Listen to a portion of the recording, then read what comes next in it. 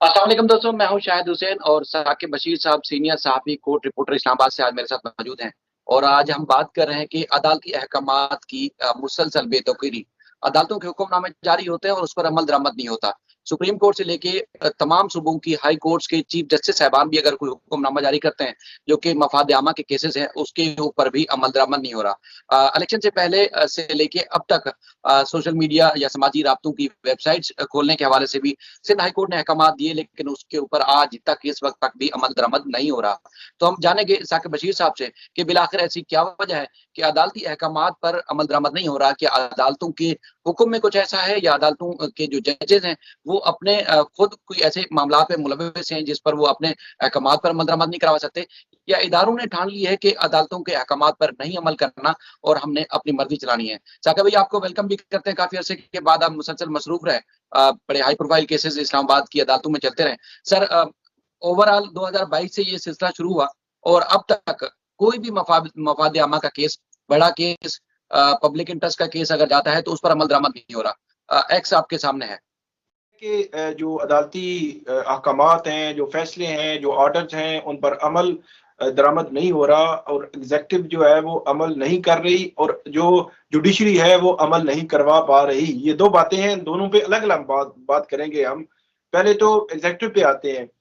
असल में जब जो सुपीरियर जुडिशरी है हमारी, अदालत उज़्मा जिसको सुप्रीम कोर्ट कहते हैं, ये मामला शुरू होता है पीडीएम के दौरे हुकूमत में, जब सुप्रीम कोर्ट ऑफ पाकिस्तान ने अपने इंटरनल जो उनके इख्तलाफात थे उनकी वजह से एक फैसला दिया। वो इंटरनल इख्तलाफात के बावजूद एक फैसला दिया। 3 जजेस बैठे, बाकी जजेस का इख्तलाफ था, कोई बाहर चले गए, कोई बेंच में नहीं बैठा, कोई इस तरह की सूरत हाल थी।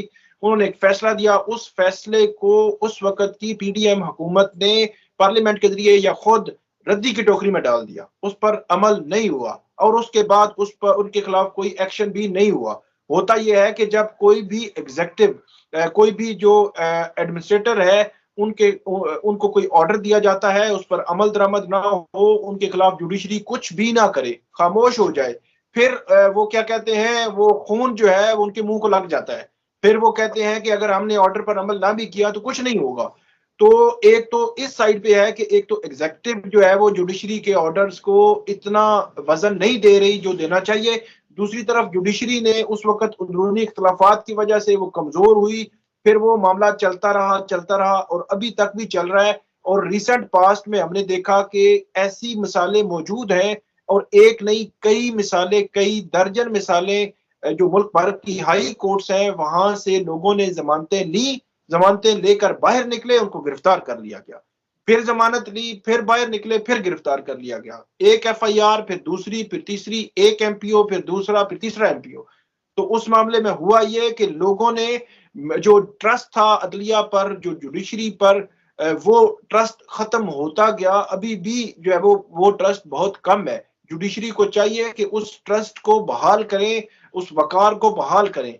अब रिसेंटली जो एग्जांपल है आपके सामने एक्स की, तो एक्स के हवाले से 22 फरवरी को सिंध हाई कोर्ट के चीफ जस्टिस की सरबराही में जो बेंच है वो एक डायरेक्शन देता है, बाकायदा ऑर्डर करता है पीटीए को और फेडरल गवर्नमेंट को कि आप फौरी तौर पर एक्स को बहाल करें।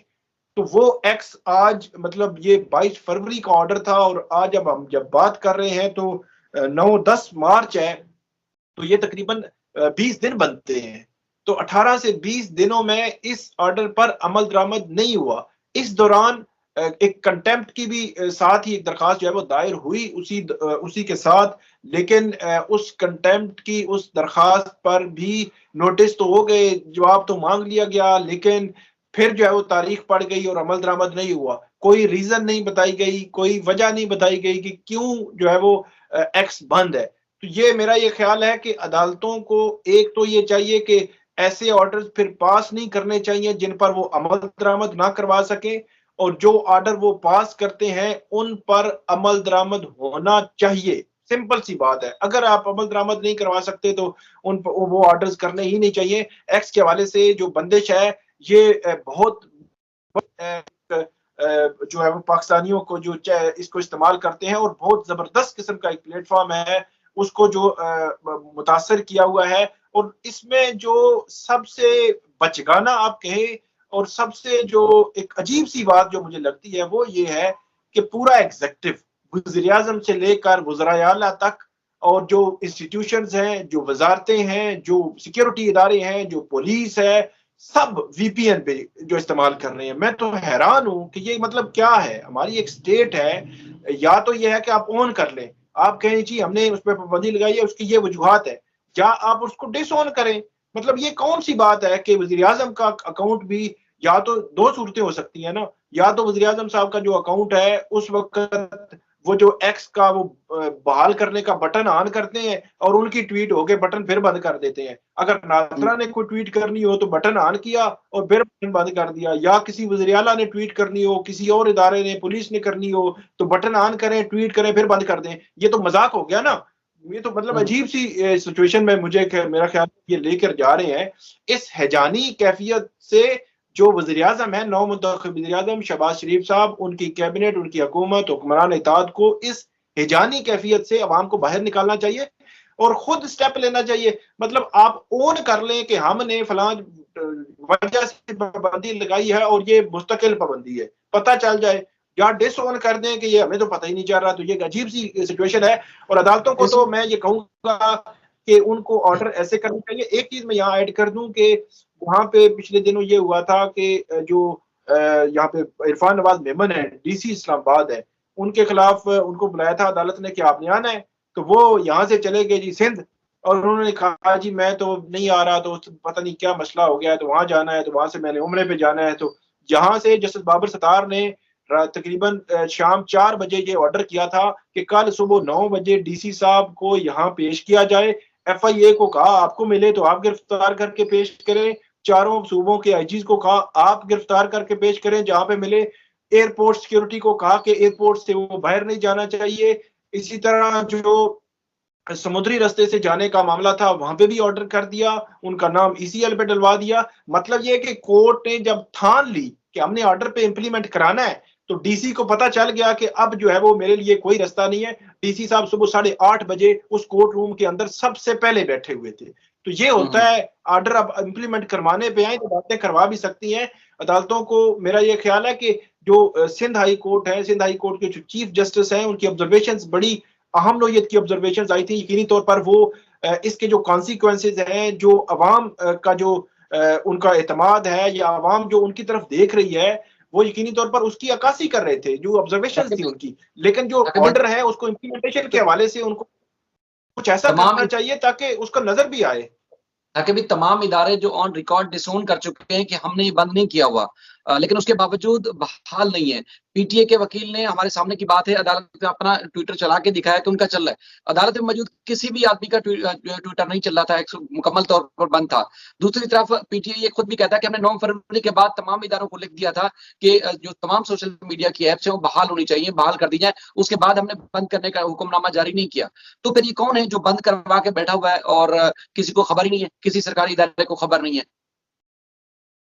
मैं यही कह रहा हूँ ना कि जो सिंध हाई कोर्ट है, इस हवाले से एक तो बहुत लंबी तारीख डालती है। ये एक बड़ा पब्लिक इंपॉर्टेंस का मामला है, मफाद आमा का मामला है। इसमें कोई किसी का पर्सनल इंटरेस्ट तो है नहीं। ये तो ओवरऑल पूरी आवाम जो है वो भुगत रही है। एक तो सिंध हाई कोर्ट को इसकी जल्दी तारीख रखनी चाहिए। वो मेरे ख्याल 19-20 मार्च को रखी गई है, उसको जल्दी बुलाना चाहिए था, फिर इनसे जवाब मांगे। और ये तो कोई बात ना हुई कि वो जी मतलब अभी पैरावाइज कमेंट्स आ रहे हैं, जवाब आ रहा है, इस तरह आ रहा है, इस तरह। ये तो मतलब मामला लटकाने के एक हीले बहाने हैं बजाय, ऐसे लगता है। तो इसलिए इसको एड्रेस तो होना चाहिए किसी लेवल पे। मैंने आपको बताया कि नौ मुंतखब हुकूमत है, उसको फिर ऑन करें या डिस ऑन करें, कुछ तो करें। अदालत है, उसको ऑर्डर करके उस पर इंप्लीमेंट करवाएं। फिर या फिर ये है कि ऑर्डर करना ही नहीं चाहिए। फिर मैं तो इस चीज का कायल हूं कि जहां जिस अदालत का ऑर्डर जो है उस पर अमल ना हो, उस अदालत को वो ऑर्डर फिर करना ही नहीं चाहिए। या फिर अमल दरामद आप करवाएं कि जी करें आप अमल, और इस पे जो है खोलें, इसको एक्स को खोलें।